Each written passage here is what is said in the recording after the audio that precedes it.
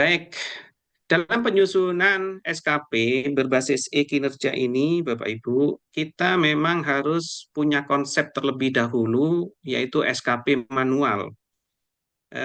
Contoh SKP manual seperti yang saya tampilkan di layar ini, karena kita harus matang dulu di SKP manual ini. Tanpa di konsep di SKP manual, nanti kita agak sulit ya mengupload karena kita akan bolak-balik melihat data yang ada di tempat lain. Maka dari itu di SKP manual ini sudah saya lengkapi di sebelah kanannya ini, di situ ada bulan, ada nomor urut RHK, lalu di situ ada rencana aksi, lalu ada bukti dukung, terus pelaksanaan, lalu yang terakhir itu adalah link bukti dukung. Jadi runtutan untuk mengerjakan e-kinerja ini Bapak Ibu, yang pertama kita harus punya SKP manual, lalu yang kedua kita harus punya akun Google masing-masing, di mana akun Google itu nanti dibuat folder per bulan, ya. Karena nanti sumber link bukti dukung itu nanti akan diambilkan dari akun Google itu. Nanti setelah selesai materi penyusunan SKP ini, akan saya pandu Bapak Ibu, bagaimana cara membuat akun Google baru, terus bagaimana membuat folder, lalu bagaimana cara mengupload bukti dukung di akun Google Drive. Baik Bapak Ibu, ini contoh sederhana yang sudah saya buat. Nanti Bapak Ibu bisa dipelajari setelah kegiatan ini. Ini sudah saya share ke Pak Ferdi. Yang pertama kita harus memahami format SKP kita itu seperti apa. Sesuai dengan Permen Pan RB nomor 6 tahun 2022, format SKP-nya itu seperti ini. Terdiri dari 6 kolom, Bapak Ibu. Yang pertama itu adalah nomor urut, lalu rencana hasil kerja atasan yang diintervensi, lalu ada rencana hasil kerja, ada aspek, ada indikator kinerja individu, lalu yang terakhir ada target. Eh, ini sudah saya buatkan. Di sini ada lembar identitas, Bapak Ibu. Nanti Bapak Ibu tinggal mengganti identitas masing-masing, lalu pejabat penilainya, ini kepala Kemenak Kabupaten, lalu yang ini adalah kepala Kanwil, ya, kepala Kanwil. Di sini juga saya sertakan juga SKP kepala ya. Ini yang ada di Kabupaten Jember ya. Ini sebagai acuan saja. Di samping nanti juga saya share SKP secara utuh atasan langsung ya milik kepala. Nanti yang tugasnya Bapak Ibu adalah menyusunnya di sini di SKP, di sheet SKP, lalu di sini juga ada lampiran SKP. Ini juga penting harus disusun biar nanti pada saat menyusun kinerja itu lebih mudah. Baik Bapak Ibu, dalam menyusun SKP itu kita perlu memperhatikan RHK atasan. Dari 51 RHK atasan itu, Bapak Ibu, ternyata yang bisa kita intervensi itu hanya ada 3 RHK atasan langsung, yaitu yang pertama itu adalah meningkatnya kualitas kurikulum dan pola pembelajaran inovatif, lalu meningkatnya budaya mutu pendidikan, terus yang ketiga itu meningkatnya kualitas pendidik dan tenaga kependidikan. Hanya 3 itu saja. Tidak usah terlalu banyak-banyak, karena ini sudah dari 3 RHK atasan itu kalau kita jabarkan kepada tupoksi kita sebagai pengawas, itu sudah cukup banyak sekali Bapak Ibu. Ini saja kalau sudah saya jabarkan, ini menjadi 15 RHK. Dari 3 RHK atasan langsung, itu saya jabarkan menjadi 15 RHK. Bisa diperhatikan di sebelah kiri. Di sebelah kiri ini RHK atasan langsungnya kok banyak, Pak Yanto. Iya, memang sengaja saya kopikan dari masing-masing RHK kita, padahal ini kan sama, ya kalimatnya sama. Yang ini dengan ini, yang 31 dengan yang ini juga sama, yang 24 dengan yang 24 ini juga sama. Ini untuk memudahkan nanti pada saat kita mengupload di e-kinerja. Nah, dengan yang ini juga sama. Intinya ini RHK atasan itu hanya ada 3, Bapak Ibu. Cuma saya jabarkan menjadi 15 RHK. Dari 15 RHK ini, masing-masing RHK itu harus dibagi lagi menjadi beberapa indikator sesuai dengan aspeknya. Di sini ada aspek kuantitas, ada aspek kualitas, lalu ada aspek waktu.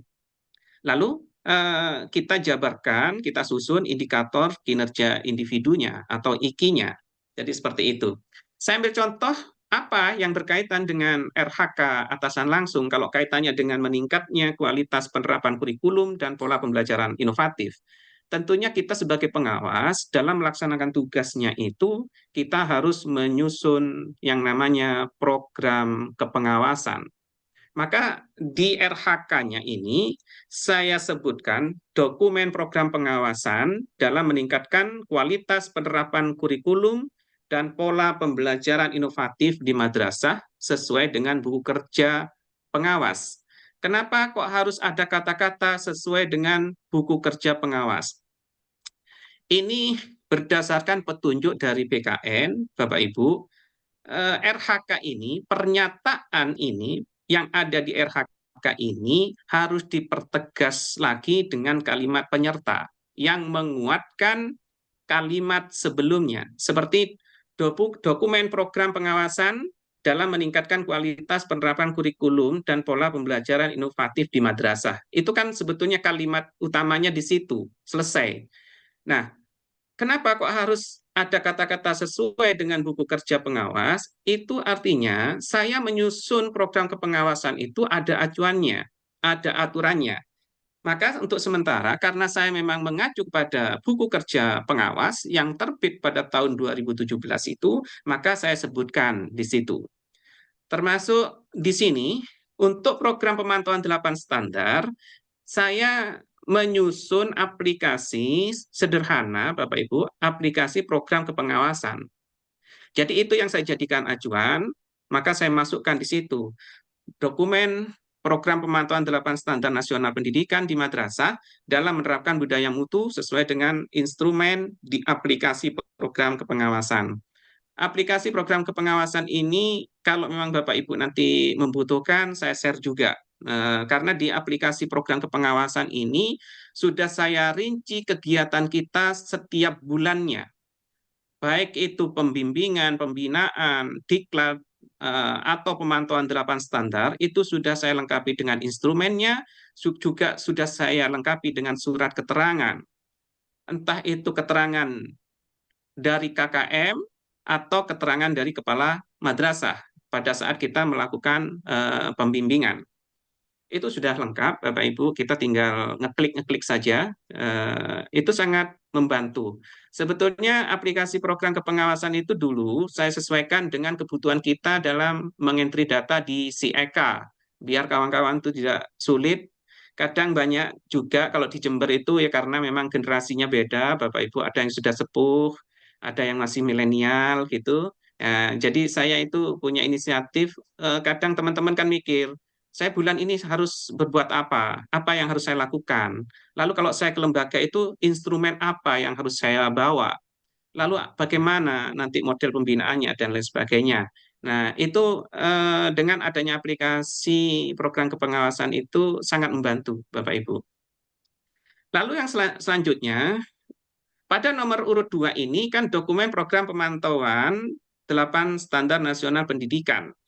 Nah, program pemantauan itu kan harus dilaksanakan, Bapak Ibu. Maka karena pada tahun 2013 itu saya hanya bisa menargetkan 4 standar nasional pendidikan dari 8 standar itu, maka saya jabarkan di sini.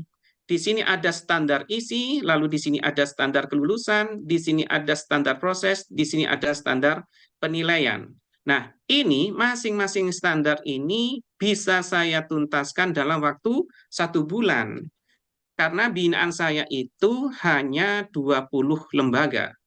Jadi 1 bulan itu insya Allah sudah tuntas. Maka di sini target waktunya, di sini saya hanya menargetkan 1 bulan dan harus tuntas itu. Nah, sedangkan 20 dokumen itu maksudnya 20 itu adalah jumlah lembaga, sedangkan dokumen di situ yang dimaksud di situ adalah instrumen pemantauan kita. Kan instrumen pemantauan 8 standar itu saya kira Bapak Ibu sudah punya semua ya. Kita kembali ke atas Bapak Ibu. Nah, kalau RHK kita menyusun program, ini sudah saya urutkan Bapak Ibu dari Januari, Februari, ini jadi memudahkan kita pada saat mengentri data di e-kinerja. Memang sengaja saya urutkan. Biasanya Bapak Ibu kalau menyusun program, pokok program apapun, entah itu program pembimbingan, program pemantauan, program kepengawasan, itu kan biasanya dikerjakan di awal tahun anggaran, yaitu bulan Januari maksimal ya Pak sampai Februari lah. Seperti program kepengawasan ini saya susun di bulan Januari, tetapi target waktunya itu saya memberi waktu 1 sampai 2 bulan, kan gitu. Kalau misalkan target waktu itu bisa diselesaikan 1 bulan, itu lebih bagus. Kalau saya menargetkan 2 bulan, ternyata selesainya itu 3 bulan, nah itu yang kurang bagus, kan gitu ya. Kita berarti tidak bisa bekerja tepat pada waktunya. Dari RHK ini, Bapak Ibu, maka dijabarkan untuk aspek kuantitasnya, maka indikator kinerja yang diharapkan itu ya jumlah dokumen itu sendiri. Saya kira kalau program kepengawasan dalam 1 tahun ya kan cukup 1 dokumen yang di dalamnya itu terdiri dari pendahuluan, visi misi, kan gitu, terus program semester, program tahunan, rencana apa pengawasan akademik, rencana pengawasan manajerial dan lain sebagainya sampai lampiran-lampiran itu kan cukup jadi 1 bundle, Bapak Ibu. Nah, program kepengawasan ini harus disusun di awal tahun, Bapak Ibu. Bukan disusun menjelang penilaian kinerja pengawas madrasah. Biasanya ini, tapi yang saya ceritakan ini di Jember, Bapak Ibu, bukan di tempat lain. Biasanya kita ini kan menyusun bukti fisik itu ya, baik itu program kepengawasan, lalu apa laporan hasil kepengawasan, evaluasi dan lain sebagainya itu kita itu menyusunnya di akhir tahun menjelang penilaian kinerja pengawas madrasah. Nah, itu lebih parahnya lagi apalagi itu semua dokumen itu ternyata bukan kita yang mengerjakan, kita nyuruhkan ke orang lain. Sehingga terjadi sampulnya sama persis, misalkan ada 10 dokumen tuh sampulnya kalau biru-biru semua seperti itu. Nah, untuk kedepannya ini Bapak Ibu, mari kita harus belajar mandiri Bapak Ibu. Karena dengan adanya e-kinerja ini mau tidak mau kita memang harus menyusun sendiri dan kita harus memahami isi dari dokumen itu. Dokumen lengkap itu penting Bapak Ibu, tetapi memahami isinya dan mampu melaksanakannya itu jauh lebih penting. Kan begitu.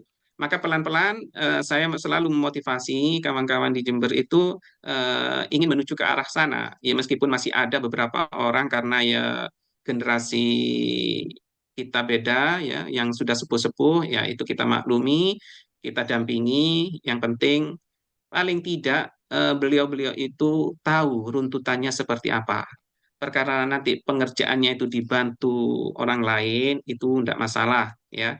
Tapi untuk yang generasi milenial itu memang saya wajibkan untuk mengerjakan sendiri Bapak Ibu karena saya lebih lebih senang memandu teman-teman itu pelan-pelan langsung praktek dan sampai bisa daripada membantu mereka mengerjakan ya daripada mereka minta bantuan saya untuk mengerjakan. Nah, itu saya saya lebih senang ngajari ilmunya kan begitu daripada membantu mengerjakannya kan begitu.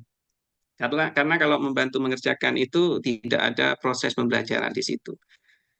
Lalu kuantitas ini Bapak Ibu, jumlah dokumen program itu saya targetkan satu dokumen saja. Ya, lalu untuk kualitasnya itu di situ saya sebutkan harus sesuai dengan program pengawasan yang kita rencanakan itu, kan gitu.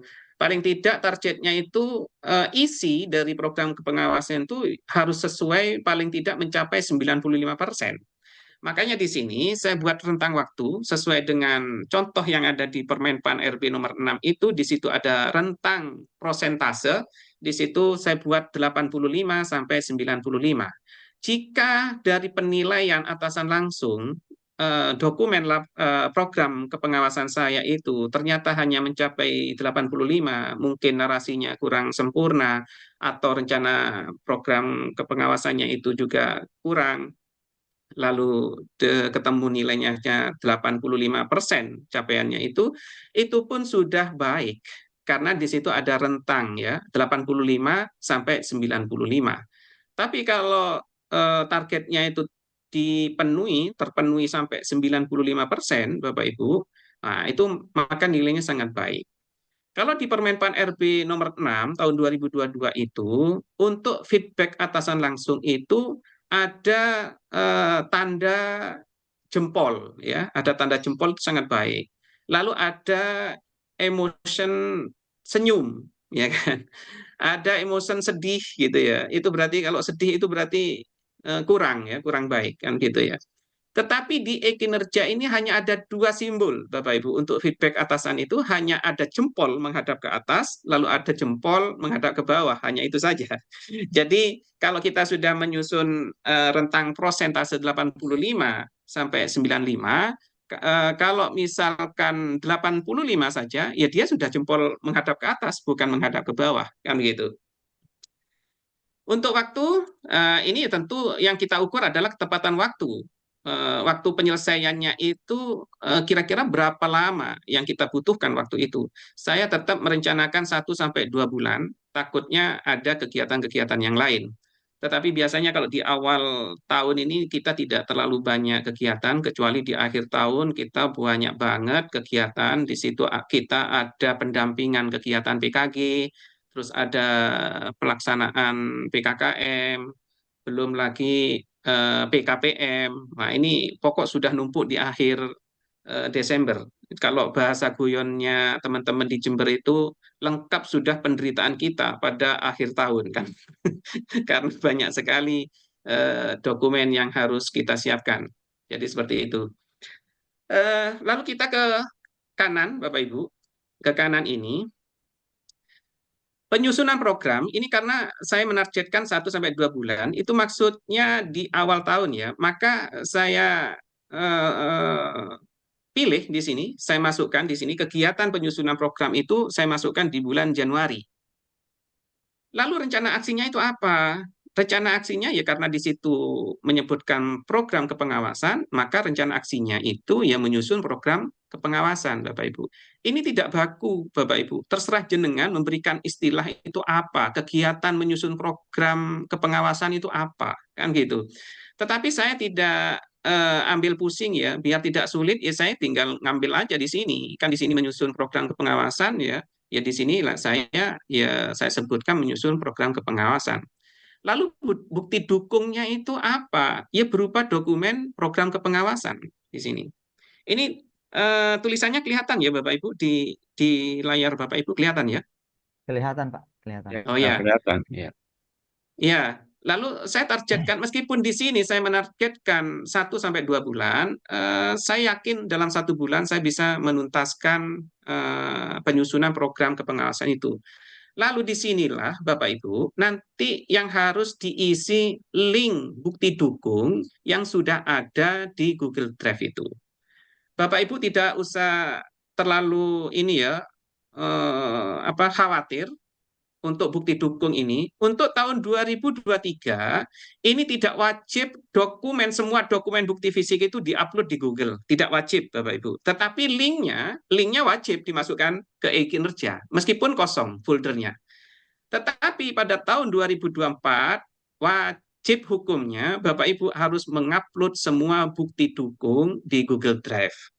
Nah, maka dari itu nanti setelah saya jelaskan ini, kita nanti menuju ke Google Drive, lalu bagaimana cara memasukkan link bukti fisik itu ke lembar kerja SKP ini. Itu. Nah, untuk yang selanjutnya sama, Bapak Ibu. Di sini ada pemantauan 8 standar. Ya, di situ juga karena di situ program, di situ saya sebutkan 1 dokumen, ya kan, targetnya sama, lalu rencana aksinya juga menyusun program pemantauan, bukti fisiknya itu ya dokumen program pemantauan, targetnya 1 bulan. Ini target ini terserah Bapak Ibu ya, mau dibuat 2 bulan juga nggak masalah. Artinya kalau menargetkan 2 bulan itu mau ditaruh di bulan apa? Terserah jenengan. Jenengan itu kalau masih mampunya itu di bulan Maret Pak, karena Januari, Februari saya masih banyak kegiatan, ya enggak apa-apa. Yang penting targetnya itu 1 bulan. Sama halnya kalau kita menyusun laporan hasil kepengawasan, itu misalkan menargetkan 2 bulan, gitu. Terserah apakah mau ditaruh di bulan September penyusunan itu, apakah di Oktober. Maksudnya di e-kinerjanya itu kan harus terinci, Pak, karena di e-kinerja itu dibuat per triwulan. Jadi triwulan 1 sampai triwulan 4. Nah, otomatis kalau triwulan 1 itu kan bulan Januari sampai Maret, maka semua dokumen yang berkaitan atau yang masuk pada bulan Januari, Februari, Maret itu dimasukkan ke triwulan 1, Bapak Ibu. Ini sama nanti seterusnya di sini ada standar isi, ada standar kelulusan. Ini saya kalau saya merencanakan mulai Maret itu saya pemantauan dulu ya, pemantauan 8 standar, tapi saya ambil 4 standar karena waktunya tidak nutut. Biasanya di akhir tahun itu saya banyak kegiatan Bapak Ibu. Jadi saya hanya mampu memantau 4 8 standar pendidikan. Jadi di sini eh, apa indikatornya jumlah dokumen pemantauan standar isi pada lembaga binaan. Saya masukkan di target itu adalah 20 dokumen. Maksudnya 20 dokumen itu 20 instrumen karena satu lembaga itu satu instrumen. Jadi nanti ke depannya Bapak Ibu, pada saat Bapak Ibu datang ke lembaga lalu membawa instrumen pendampingan sesuai dengan Perdirjen itu misalkan kaitannya dengan Merdeka Belajar itu eh, nanti dokumen itu setelah ditandatangani oleh kepala madrasah terus kita juga sudah tanda tangan itu langsung di-scan Bapak Ibu, langsung di-upload di Google Drive. Jangan ditunda sampai akhir triwulan. Biasanya kita itu lupa, ya kadang sudah hilang instrumen itu. Jadi ke depannya memang kita dituntut untuk disiplin, ya dituntut untuk tertib, Bapak Ibu. Sehingga kita di akhir tahun itu pada saat penilaian akhir tahun atau penilaian final itu kita sudah lengkap di Google Drive itu. Yang penting linknya sudah masuk di rencana di bukti dukung, di pengisian bukti dukung itu, Bapak Ibu. Nah, saya kira kalau sudah diurut per bulan, Januari, Februari, kita itu sudah mudah memasukkan ke e-kinerja di situ. Nah, di bulan September ini kenapa kok berwarna merah? Karena di bulan September ini saya ada 2 kegiatan, Bapak Ibu. Yang pertama itu laporan pembinaan pendidik atau guru, yang kedua itu laporan pembinaan kepala madrasah. Maka di bulan September ini ada 2 kegiatan. Maka saya beri warna merah biar kita itu tahu, biar tidak lupa memasukkan ke e-kinerja itu biar tidak kelewatan. Lalu di bulan Oktober ini hanya 1 kegiatan yaitu laporan pembimbingan dan pelatihan profesional guru ya. Lalu di bulan November itu ada 2 kegiatan yaitu penilaian kinerja kepala madrasah ya sesuai dengan PMA nomor 58 tahun 2017. Lalu yang kedua laporan hasil pembimbingan dan pelatihan profesional guru ya di sini. Jadi di November itu ada 2 kegiatan, di Desember juga ada 2 kegiatan, yaitu penyusunan dokumen evaluasi hasil pelaksanaan program pengawasan, lalu di sini ada laporan hasil pembimbingan pengawas madrasah muda, ya, bagi pengawas yang pangkat golongannya itu statusnya sebagai pengawas madya. Jadi beliau punya kewajiban untuk membimbing pengawas muda. Bagi yang belum golongan 4, ya itu tidak perlu ini, nanti dihapus saja ini, tidak perlu dimasukkan. Tapi di Excel ini tidak perlu dihapus ya. Hanya nguploadnya di e-kinerja itu tidak perlu dimasukkan. Jadi seperti itu, Bapak Ibu, itu cara kita menyusun SKP sederhana ya untuk sesuai dengan regulasi yang lama. Ya. Nanti untuk Januari Bapak Ibu, karena ini sudah masuk bulan Januari 2024, insya Allah nanti kalau saya sudah selesai menyusun SKP yang baru, insya Allah nanti saya share ke jenengan semua. Jadi, tapi itu hanya contoh ya sebagai acuan. Ya, kalau misalkan ada yang kurang pas menurut jenengan, monggo bisa disesuaikan. Sampai di sini, Bapak Ibu, ada pertanyaan? Iya, Pak Subaryanto, bisa nanya, Nggih. Pak? Ya, ya. Assalamualaikum warahmatullahi wabarakatuh. Waalaikumsalam. Ya, Pak, kalau di RHK itu kan sudah dirinci itu per bulannya mulai Januari sampai Desember. Iya, Nah, kemudian tadi misalnya di di RHK-nya kita untuk yang pertama misalnya penyusunan program dan seterusnya iya. dan beberapa indikator itu Hmm, apa-apa tidak sebaiknya diselesaikan 1 bulan misalnya di bulan Januari saja. Tidak iya. misalnya begini 1 sampai 2 bulan untuk waktunya. Oh, gitu. Ya, kalau kualitas kuantitasnya kan sudah jelas satu dokumen, Iya, kemudian kualitasnya kalau kemarin yang saya kebetulan saya kerja guru istri saya itu iya, Pak dia kualitasnya dia tidak pakai rentang langsung saya misalnya 85% gitu Pak. Gimana itu? iya. Begini, di Juknis ya, di Permenpan RB nomor 6 itu, formatnya seperti itu, Pak. Memang harus ada rentang, kan begitu. Oh iya. Tujuannya apa? Kalau misalkan kita hanya menyebutkan 85% gitu. Lalu kalau kita dapat kurang dari 85%, itu nilainya kan cukup, Pak. Tidak baik. Oh iya. Tetapi kalau ada rentang 85 sampai 95, jadi mulai 85 sampai 95 itu nilainya sudah baik, Pak. Artinya kita itu tidak kurang nilai kita itu. Dan di format contoh di Permenpan RB itu memang seperti itu, ada rentangnya. Jadi ada rentang seperti itu. Jadi kalau prosentase itu ada rentang. Lalu kaitannya dengan bulan. Bulan itu di contohnya juga ada rentang, Pak. Ada rentang.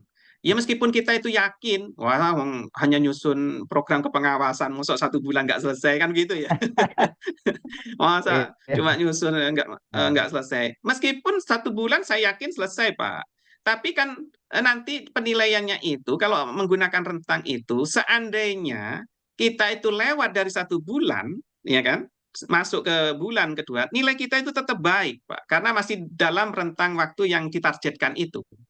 Nah, perkara selesai 1 bulan, ya itu lebih baik sebetulnya, kan begitu. hmm. Nah, itu kan kalau model kuantitas itu memang harus seperti itu, gitu ya. Nanti Bapak Ibu bisa membuka lagi di Permenpan RB nomor 6 itu. Di situ ada contoh format penyusunan SKP kuantitas, ada contoh penyusunan SKP menggunakan kualitatif ya. Ada kuantitatif, ada kualitatif. Jadi kalau model kuantitatif itu seperti ini, Bapak Ibu. Oke. Saya kira ini tidak masalah karena nanti di e-kinerja itu Bapak Ibu perlu saya jelaskan sekali lagi SKP yang kita buat ini adalah hanya memudahkan untuk mengisi e-kinerja Pak. Hanya untuk Ya. memudahkan penyusunan e-kinerja. Bahkan di realisasi itu, di kolom realisasi itu, kita ya harus mengambil tertinggi, jangan ngambil yang terendah. Misalkan kita ngambilnya 95%, ngambil 90%, begitu. Nanti pada saat praktek di e-kinerja itu kita lebih jelas. Begitu ya Pak ya? Ya, baik Pak. Terima kasih banyak Pak Oke, penjelasannya. ya. Mungkin yang lain?